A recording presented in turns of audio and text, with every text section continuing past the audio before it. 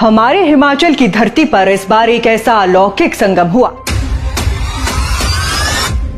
जिसे देखने के लिए लोग बरसों से प्रतीक्षा कर रहे थे।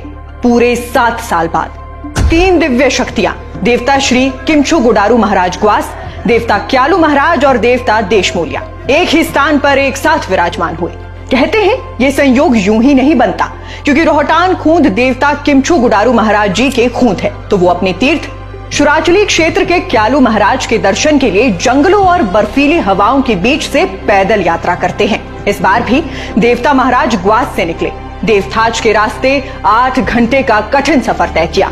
ढोल नगाड़ों और जयकारों के बीच रोहतांग पहुंचे। जिस राह से वो आए वहां हर मोड़ पर श्रद्धालु हाथ जोड़कर खड़े थे। कोई फूल चढ़ा रहा था तो कोई आंचल फैलाकर आशीर्वाद मांग रहा था। रोहतांग पहुंचकर पहले उनका मिलन हुआ देशमोलिया महाराज से, फिर मानो समय ठहर गया हो। क्यालू महाराज मंदिर से छड़ी रूप में बाहर निकले, क्योंकि वो गुप्तेश्वर महाराज हैं, जिनके दर्शन साधारण रूप में कोई नहीं कर सकता, और उन्होंने किमचू गुडारू का स्वागत किया।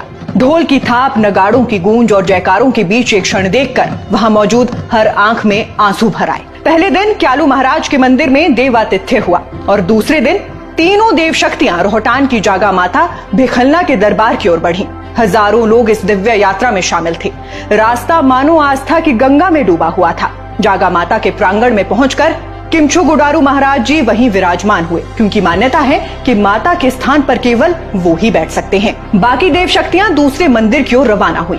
7 साल बाद हुए इस देव मिलन को देखने के लिए आसपास के गांव से लोग उमड़ पड़े। देव लश्कर के साथ चलती सोने चांदी की छड़ियां, लहराती तलवारें, देवगीत गाते देवलू, हाथ प्रार्थना में उठे और आंखों में आस्था। ये नजारा शब्दों में बांधना कठिन है। अब किमचू गुडारू महाराज जी अपने तीर्थ से अन्य क्षेत्रों की यात्रा करेंगे, लेकिन जो दिव्यता, जो ऊर्जा और जो आशीर्वाद इस मिलन में बरसा, वो आने वाले 7 साल तक लोगों के दिलों में गूंजता रहेगा। हमारे हिमाचल की धरती पर इस बार एक ऐसा अलौकिक संगम हुआ जिसे देखने के लिए लोग बरसों से प्रतीक्षा कर रहे थे।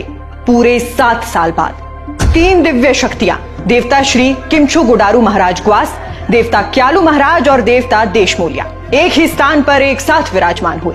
कहते हैं ये संयोग यूं ही नहीं बनता, क्योंकि रोहतांग खूंद देवता किमचू गुडारू महाराज जी के खूंद है, तो वो अपने तीर्थ शुराचली क्षेत्र के क्यालू महाराज के दर्शन के लिए जंगलों और बर्फीली हवाओं के बीच से पैदल यात्रा करते हैं। इस बार भी देवता महाराज ग्वास से निकले, देवताज के रास्ते 8 घंटे का कठिन सफर तय किया।